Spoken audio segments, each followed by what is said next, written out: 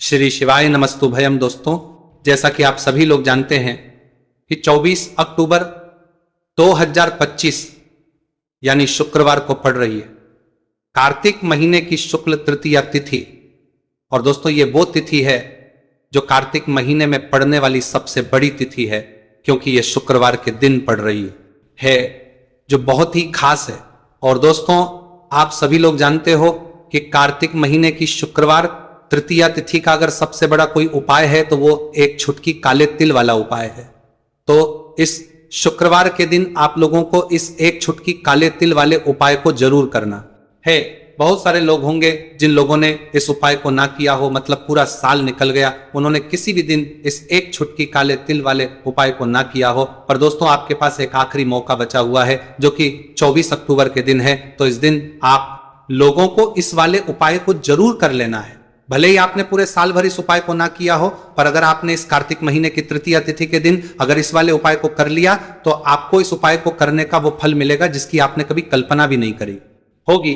इसीलिए आप लोग इस वाले उपाय को एक बार जरूर कर लेना, ताकि आप लोगों के हाथ से ये मौका ना जा सके और आपको इस उपाय को करने का फल मिल सके। दोस्तों, ये उपाय पंडित जी ने अपनी अभी की ही शिव महापुराण की कथा में बताया है, जिस उपाय को आज हम आपको बहुत अच्छे से समझाने हैं। इस वीडियो को देखने के बाद इस उपाय को समझने के लिए आपको कोई और वीडियो को देखने की जरूरत नहीं पड़ेगी। तो चलिए दोस्तों, उपाय को शुरू करते हैं। देखिए, ये इस कार्तिक महीने के शुक्रवार तृतीया तिथि के दिन ये इतना खास होता है, इतना महत्वपूर्ण होता है। देखा गया है कभी कभी बड़े बड़े पूजा पाठ अनुष्ठान से जो मनोकामना पूर्ण नहीं होते, वो कार्तिक महीने के शुक्रवार तृतीया तिथि के दिन एक छोटे से उपाय करने से ही आपकी मनोकामना पूर्ण हो जाती है।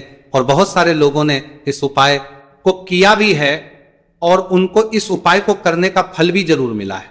अगर आप लोग भी इस उपाय को करना चाहते हैं तो आप इस उपाय को पहले अच्छे से समझ लेना, सुन लेना, उसके बाद करना। आपको इस उपाय का फल जरूर मिलेगा। और इस उपाय को कर लेने से आपके घर में चाहे किसी भी प्रकार की दुहक और समस्या क्यों ना चल रही हो, आपको उसका कारण भी नहीं पता है कि भाई ये समस्या किस कारण से रही है, उसका कुछ भी कारण हो सकता है। जैसे पितृदोष हो सकता है या किसी भी तरह का मंगल दोष भी हो सकता है। तो इस दिन आप लोगों को ये वाला उपाय कर लेना है। ये एक ऐसा उपाय है जिस उपाय को अगर किसी विशेष दिन पर किया जाए तो भाई उस विशेष दिन का जो है वह तो हमें मिलता ही मिलता है, पर हमने उस दिन पर इस एक छुटकी काले तिल वाले उपाय को किया है तो हमें उससे भी बड़ा फल मिलता है, और फल बहुत जल्दी मिलता है, क्योंकि आप इसको बहुत ही बड़े और विशेष दिन पर कर रहे हो। तो चलिए अब उपाय के बारे में बात करते हैं। लेकिन उससे पहले आप लोगों को यह जानना आवश्यक है कि आखिर ये उपाय किस समय करना है, किसको करना है और कैसे करना है। तो चलिए हम आगे आपको वीडियो में एक एक करके बता देते हैं। लेकिन उससे पहले अगर आप लोग हमारे चैनल पर नए हैं तो हमारे चैनल को सब्सक्राइब कर लेना और इस वीडियो को लाइक करके कमेंट बॉक्स में श्री शिवाय नमस्तुभयम ओम नमः शिवाय जरूर टाइप कर देना। तो दोस्तों, इस एक छुटकी काले तिल वाले उपाय को हमें इस शुक्रवार के दिन कैसे करना है, किसको करना है, किस समय करना है और कहां पर करना है, ये सारे सवालों के जवाब आपको इस वीडियो में मिल जाएंगे। और जो ये वीडियो देखेगा भाई, उसको एक छुटकी काले तिल वाला उपाय जरूर करना चाहिए, क्योंकि इस दिन एक काले तिल का भी बहुत ही बड़ा और विशेष महत्व होता है। और जब बात आ जाए एक छुटकी काले तिल की, तो ये सोने पे सुहागा वाली बात हो जाती है और ये एक बहुत ही बड़ा उपाय हो जाता है शुक्रवार तृतीया तिथि का। तो अब दोस्तों, इस काले वाले तिल उपाय को आखिर करना किसको है, सबसे पहले हम लोग वो बात जान लेते हैं। तो देखो, घर की जो बड़ी माताएं बहनें होती है, उन माताओं बहनों में से कोई भी एक बड़ी माता बहन इस वाले उपाय को कर सकती है। और दोस्तों, अगर आप चाहे तो अपने घर में से सभी सदस्यों को भी इस उपाय को करवा सकते हैं। अगर किसी व्यक्ति की खुद की कोई मनोकामना है, कोई दुख और परेशानी है जो कि वह अपने लिए ही करना चाहता है इस वाले उपाय को, तो वह खुद अपने लिए भी कर सकता है। बाकी अगर कोई घर में से ऐसा है जो कि अपने पूरे घर परिवार की सुख और शांति के लिए ये वाला उपाय करना चाहता है, तो भाई वह भी कर सकता है, उसमें भी कोई दिक्कत वाली बात नहीं है। कहने का मतलब यह है कि इस उपाय को हर एक सदस्य भी कर सकता है और पूरे घर परिवार के सदस्य के लिए घर की बड़ी माताओं बहनों में से कोई एक माता बहन भी कर सकती है। माताएं अगर घर में उपस्थित ना हो या वो ये वाला उपाय ना कर पा रही हो तो फिर घर का कोई बड़ा सदस्य भी इस काले तिल वाले उपाय को कर सकता है, चाहे फिर वह पुरुष ही क्यों ना हो, उसमें कोई भी दिक्कत वाली बात नहीं है। अब दोस्तों, इस एक छुटकी काले तिल वाले उपाय को हमें करना कहां पर है? इसे हमें तुलसी के क्यारे के पास में जाकर करना है। बहुत सारे लोग प्रश्न करते हैं, हर एक उपाय को करते समय क्या हम इस उपाय को घर पर या मंदिर में कर सकते हैं? देखो, तो इस वाले को आप घर ही करोगे तो अच्छा रहेगा।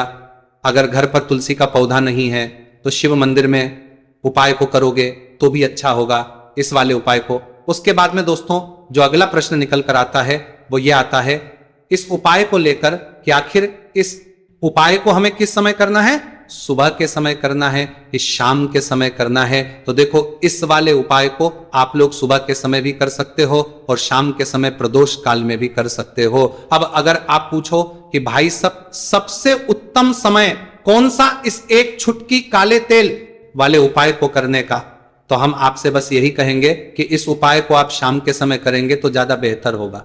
बाकी अगर सुबह के समय भी करेंगे तो भी अच्छा होगा, उसमें कोई भी दिक्कत वाली बात नहीं।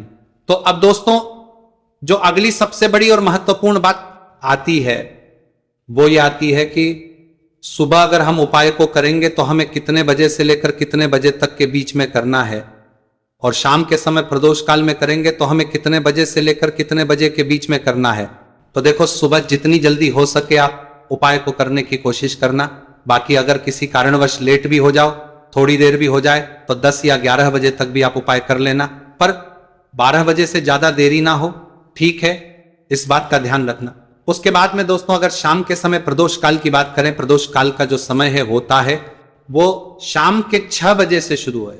मतलब शाम के 6 बजे से लेकर 7 बजे के बीच का जो समय होता है, यह समय प्रदोष काल का समय होता है। मतलब शाम के 6 बजे से रात 8 बजे के बीच में आप कभी भी इस वाले उपाय को कर सकते हो, उसमें कोई भी दिक्कत वाली बात नहीं है। परंतु शुक्रवार के दिन कोशिश करना कि समय के अंतर्गत ही कर लो। किसी कारणवश ना कर पाओ तो थोड़ा देरी से भी कर सकते हो, आपको उपाय का फल जरूर मिलेगा। तो चलिए बात करते हैं हमारे पहले उपाय की। देखिए, इसके लिए आपको 2 दीपक लेने होंगे। दोनों ही दीपक आप मिट्टी के भी ले सकते हैं और दोनों ही दीपक आप शुद्ध आटा मढ़कर उनके भी तैयार कर सकते हैं। अब दोस्तों, दोनों ही दीपक के अंदर आपको शुद्ध घी का प्रयोग करना होगा, और एक दीपक के अंदर आपको गोल रुई की बाती का प्रयोग करना होगा, और एक दीपक के अंदर आपको लंबी बाती का प्रयोग करना होगा। लंबी बाती वाले दीपक के अंदर आप मौली वाला जो धागा आता है कलावा का, उसकी बाती का प्रयोग भी आप लंबी बाती वाले दीपक के अंदर कर सकते हैं।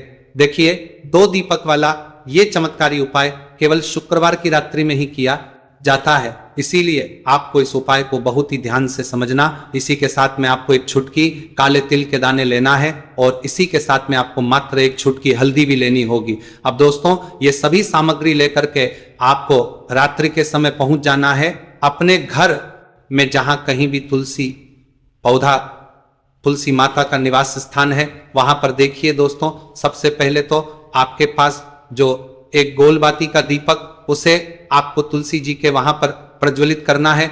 दीपक को प्रज्वलित करते समय आपको ओम नमो भगवते वासुदेवा आया इस मंत्र का 11 बार जाप कर लेना है। अब देखिए दोस्तों, आप जो एक छुटकी काले तिल के दाने लेकर के आए हैं, उन्हें आपको अपने सीधे हाथ में रखना है, और जो आपने गोल बाती दीपक प्रज्वलित किया है माता तुलसी जी के वहां पर, उसके ऊपर से आपको इन एक छुटकी काले तिल को घड़ी की दिशा में घुमाना है। आपको अपना नाम और अपनी गोत्र को बोल देना है, और फिर आपको इन काले तिल को उससे जलते हुए दीपक के अंदर डाल देने हैं। देखिए, काले तिल भगवान विष्णु के पसीने से उत्पन्न हुए हैं, और जब भी हम ये दीपक रात्रि में प्रज्वलित करते हैं तो इससे हमें हमारे कर्ज में राहत मिलती है, जीवन में धन प्राप्ति के नए नए मार्ग खुलते हैं। हमारा अगर कोई भी कार्य रुका हुआ है तो वह भी परिपूर्ण होता है। देखिए, गोलबाती का जो दीपक है, विशेषकर हम माता तुलसी के वहां पर भगवान विष्णु और माता लक्ष्मी के निमित्त प्रज्वलित कर रहे हैं। इस प्रकार से आपको यह दीपक प्रज्वलित कर देना है। अब जो आपके पास लंबी बाती का दीपक है, एक छुटकी हल्दी है, तो इससे आपको लेकर के पहुंचना है अपने घर के मंदिर में। आपके घर के माता लक्ष्मी की जो भी प्रतिमा ही मूर्ति है, उनके सामने सबसे पहले तो आपको ये लंबी बाती का दीपक रखना है, फिर आपको दीपक को प्रज्वलित कर देना है। दीपक को प्रज्वलित करते समय आपको ओम महालक्ष्मी इस मंत्र का जाप करते रहना। अब दोस्तों, आपके पास जो एक छुटकी हल्दी है, उसे आपको अपने सीधे हाथ में रखना है, और इस एक छुटकी हल्दी को आपको उस दीपक के ऊपर से 11 बार घड़ी की दिशा में घुमाना है, और आपको ओम महालक्ष्मी नमः मंत्र का जाप करते रहना है और इस एक चुटकी हल्दी को आपको उसे दीपक के अंदर डाल देना है। देखिए, एक चुटकी हल्दी वाला जो दीपक है आपके जीवन से दुर्भाग्य को समाप्त करता है, माता लक्ष्मी की आपको कृपा प्राप्त करवाएगा, धन प्राप्ति के आपके जीवन में नए नए मार्ग बनाएगा। देखो, अगला उपाय है वो भी बहुत ज्यादा खास है। तीनों उपाय को आप जरूर सुनना, क्योंकि जो आपको लगे वो उपाय आप कर सकते हैं। देखिए, इस उपाय के लिए आपको 2 हरी इलायची लेनी होगी। हरी इलायची लेनी होगी। इलायची आपको साबुत लेनी है, खंडित नहीं होनी चाहिए। और इसी के साथ में आपको मात्र थोड़ा शहद लेना है। शहद आपको मात्र आधा चम्मच या फिर उससे भी कम ले लेना है। और इसी के साथ में आपको एक दीपक ले लेना है। दीपक आप चाहे तो मिट्टी का भी ले सकते हैं और आप चाहे तो शुद्ध आटा मढ़कर उसका दीपक भी आप तैयार कर सकते हैं। इस दीपक के अंदर आपको मौली का जो धागा आता है कलावा का, उसकी बाती का प्रयोग करना होगा। यानी कि इस दीपक के अंदर आपको लाल रंग की बाती का प्रयोग करना होगा और इस दीपक के अंदर आपको शुद्ध घी का प्रयोग करना होगा। अब ये सारी सामग्री लेकर के आपको अपने घर में जो भी मंदिर है वहां पर पहुंच जाना है और आपको माता लक्ष्मी के किसी भी स्वरूप के सामने बैठ जाना है। अगर माता लक्ष्मी की फोटो है, माता लक्ष्मी की प्रतिमा है तो उनके सामने आपको बैठ जाना। अगर माता पार्वती की प्रतिमा है तो उनके सामने आपको बैठ जाना है। यानी कि किसी भी माता के स्वरूप के सामने आपको बैठ जाना है। अब देखिए, सबसे पहले तो आपको माता रानी के सामने सी चावल की ढेरी बना देनी है, यानी किसी अक्षत के दाने आपको माता रानी के सामने रखना है। उसके बाद आप जो एक दीपक लेकर के गए हैं उस दीपक को आपको उन्हीं चावल के दानों के ऊपर रख देना है और फिर इस दीपक आपको माता रानी के सामने प्रज्वलित कर देना है। देखिए, इस दीपक को प्रज्वलित करते समय आपको ओम महालक्ष्मी नाम इस मंत्र का लगातार जाप करते रहना है। दीपक को प्रज्वलित करने के बाद आप जो 2 हरी इलायची लेकर के गए हैं उसमें से एक हरी इलायची को तो आपको उसी दीपक के अंदर डाल देनी है और वहीं पर आपको कम से कम 21 बार ओम महालक्ष्मी नमः इस मंत्र का जाप कर लेना है। अब आपके पास जो शहद है और एक इलायची है उसे सीधे आपको लेकर के पहुंच जाना है। भगवान शिव के मंदिर में पूज्य गुरु जी ने बताया है कि यह उपाय आपको सिर्फ और सिर्फ शाम के समय ही करना होगा। शाम को जब भी सूर्यास्त का समय होता है तो उस समय आपको यह उपाय करना है। लेकिन सबसे पहले तो आपके पास जो एक हरी इलायची है उसे आपको उस शहद के अंदर अच्छे से डुबो देना है। यानी कि शहद का लेपन उसे हरी इलायची के ऊपर चारों तरफ आपको कर है। अब ये जो शहद से युक्त हरी इलायची है इससे आपको भगवान शिव के शिवलिंग पर अर्पित कर देनी है और आपको वो श्री शिवाय नमस्तुभयम इस मंत्र का लगातार जाप करते रहना है। फिर इसके बाद आपको एक लौटा जल भी अपने साथ लेकर के जाना है। तो ये एक लौटा जल भी आपको धीरे धीरे शिवलिंग पर समर्पित कर देना है और आपको श्री शिवाय नमस्तुभयम इस मंत्र का जाप करते रहना है। फिर इसके बाद आपको अपने घर आ जाना है। प्रकार से आपको ये उपाय कर लेना है। तो चलिए दोस्तों, जान लेते हैं गुरुजी द्वारा बताए गए दूसरे उपाय के बारे में। देखिए, इस उपाय के लिए आपको लेना है 11 चावल के दाने। गुरुजी ने कहा है चावल के दाने खंडित नहीं लेने हैं, बिल्कुल साबुत होने चाहिए। उसके साथ में आपको लेना है एक बेलपत्र। बेलपत्र का भी एक नियम है, अगर आपके पास बेलपत्र नहीं है तो आप शिवलिंग से उठाकर उसको पुनः शुद्ध जल से धोकर इस्तेमाल कर सकते हैं। इस प्रकार आपको पत्र लेना है। इसके बाद आपको एक लोटा जल लेना है। अब ये सब सामग्री लेकर आपको जाना है महादेव के मंदिर में। देखो, अब आपको उत्तर साइड में खड़े हो जाना है और सबसे पहले आपको एक बेलपत्र अपने हाथ पर और 11 चावल दाने रखकर शिवलिंग के ऊपर अपना नाम और गोत्र बोलते हुए समर्पित कर देना है और ओम नमः शिवाय श्री शिवाय नमस्तुभयम का लगातार जाप करना है। अब आपको जो एक लोटा जल साथ में लेकर आए थे उसे धीरे बेलपत्र और चावल दाने के ठीक ऊपर आपको समर्पित करते जाना है और शिव पुराण के मूल मंत्र का 11 बार जाप करना है और अपनी मनोकामना बोलते जाना है। देखो, बस छोटा सा उपाय करना है, देखना एक दिन आपके सब काम बनने लग जाएंगे। गुरुजी का बहुत ही विशेष उपाय है। चलते हैं तीसरे उपाय की तरफ। देखिए, इस उपाय के लिए आपको एक तांबे के पात्र के अंदर सबसे पहले अपने घर से शुद्ध जल लेना है। फिर इसी के साथ में आपको मात्र थोड़ा सा शहद लेना होगा। शहद आपको आधा चम्मच या फिर उससे भी कम लेना है और इसी के साथ में आपको एक प्यारी सी बेलपत्र ले लेनी है। बेलपत्र यदि आपको नहीं मिल पाती है तो भगवान शिव के शिवलिंग पर चढ़ी हुई बेलपत्रों को आप पूर्ण शुद्ध जल से धोकर के उपयोग कर सकते हैं और बेलपत्र जो है वह कहीं से भी कटी फटी खंडित नहीं होनी चाहिए। अब ये तीनों सामग्री लेकर के सीधे आपको पहुंच जाना होगा शिव के मंदिर में। ये उपाय सुबह से लेकर के शाम तक किसी भी समय कर दे सकते हैं। देखिए, सबसे पहले तो आपके पास जो शहद है उससे आपको अपने सीधे हाथ की चींटी उंगली के जो पास वाली उंगली होती है, अनामिका उंगली, उसमें थोड़ा सा शहद आपको लेना है और इससे फिर आपको शिवलिंग पर जहां माता सुंदरी का स्थान होता है वहां पर आपको ओम का निर्माण करना है। लेकिन जलाधारी के बिल्कुल बीच में जो स्थान होता है उससे माता अशोक स्थान कहते हैं और इसी स्थान पर आपको शहद से ओम का निर्माण करना है। अब दोस्तों आपके पास जो एक बेलपत्र है उससे आपको अपने सीधे हाथ की हथेली पर रखना है और महादेव से आपको अपनी वह विशेष मनोकामना, आपके जीवन में जो भी संकट चल रहे हैं, जो भी समस्याएं चल रही हैं, जो भी जीवन में दुर्भाग्य बना हुआ है, आप अपने किसी भी कार्य में सफल नहीं हो पा रहे हैं, तो जिस भी प्रकार की आपकी समस्या उसे दूर करने के लिए आपको महादेव से प्रार्थना कर लेनी है। और फिर ये जो एक बेलपत्र है इससे आपको शिवलिंग पर माता अशोक सुंदरी वाले स्थान पर समर्पित कर देनी है। देखिए जहां पर आपने ओम का निर्माण किया है उसी के ऊपर आपको ये बेलपत्र भी समर्पित कर देनी है। देखिए बेलपत्र की चिकनी साइड का हिस्सा शिवलिंग से स्पर्श होगा और इसकी जो डंडी है वो आपको जलाधारी की ओर रखनी है, पत्ती वाला भाग शिवलिंग की तरफ रहेगा। इसी प्रकार आपको ये बेलपत्र समर्पित कर देनी है। अब दोस्तों आपके पास जो एक जल का पात्र है उसमें से थोड़ा सा जल तो आपको बेलपत्र की जो आगे वाली पत्ती है उस पर आपको समर्पित करना है और आपको श्री शिवाय नमस्तु भयम इस मंत्र का जाप कर लेना है। फिर उस पात्र के अंदर जो जल बचेगा उससे पूरा आपको भगवान शिव के शिवलिंग पर धीरे धीरे समर्पित करते जाना है और लगातार आपको शिव महापुराण के मूल मंत्र श्री शिवाय नमस्तु भयम इस मंत्र का जाप करते रहना। गुरुजी ने कहा है कि जल आपको इतने धीरे धीरे समर्पित करना है कि जल समर्पित करते हुए आप कम से कम 11 बार श्री शिवाय नमस्तु भयम या फिर ओम नमः शिवाय इस मंत्र का जाप कर सके। फिर इसके बाद वापस आपको अपने घर आ जाना है।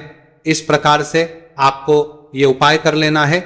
आप देखेंगे कि आपकी सभी मनोकामनाएं अवश्य ही पूरी होंगी। ये उपाय आपको अवश्य करने हैं।